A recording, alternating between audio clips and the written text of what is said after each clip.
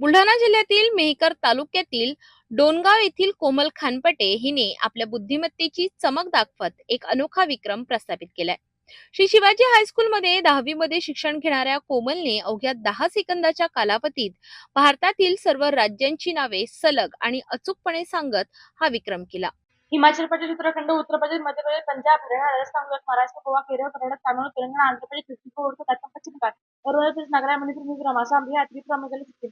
तिच्या या अद्भुत कामगिरीची दखल घेत इंडिया बुक ऑफ रेकॉर्ड्स कडून तिच्या नावाची अधिकृत नोंद करण्यात आली आहे. या सन्मानाच्या निमित्ताने कोमलला प्रमाणपत्र, आयबीआर पेन, बॅच आणि मेडल ऑफ अचिव्हमेंट देऊन गौरविण्यात आले. कोमलचे वडील देवीदास खानपटे हे पत्रकार आहेत. त्यांच्या मार्गदर्शनामुळेच कोमलला लहानपणापासून सामान्य ज्ञानाची आवड निर्माण झाली. त्यांच्या प्रोत्साहनामुळेच कोमलने आज हा अभिमानास्पद विक्रम आपल्या नावावर केलाय.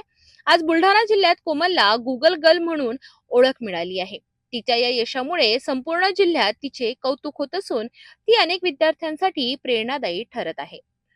अवघ्या 10 सेकंदात भारतातील सर्व राज्यांची नावे सांगून इंडिया बुक ऑफ रेकॉर्डमध्ये नाव नोंदविणारी बुलढाण्याची ही गुगल गर्ल कोमल खानपटे आज अनेक विद्यार्थ्यांची प्रेरणा ठरली असून तिच्या पुढील वाटचालीसाठी तिला सिटी न्यूज परिवाराच्या वतीने खूप खूप शुभेच्छा. खरं तर माझ्या पप्पांनी एका छोट्या मुलाची बातमी केली होती. त्याने त्याचं नाव इंडिया बुक ऑफ रेकॉर्ड म्हणून नोंदवलं होतं. तर मला असं वाटलं, की मी का नाही करू शकत? तर मी तेव्हापासून तयारी करायला सुरुवात केली आणि आज माझं नाव इंडिया बुक ऑफ रेकॉर्डमध्ये नोंदवलं गेलं आहे.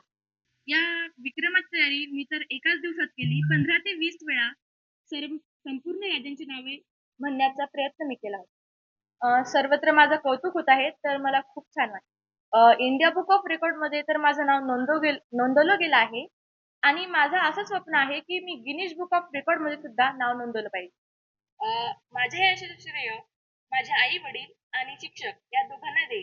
कारण आई-वडील आपल्याला इन्स्पायर करतात आणि शिक्षक आपल्याला मार्गदर्शक करतात. त्यामुळे दोघांचाही वाटा समान असेल.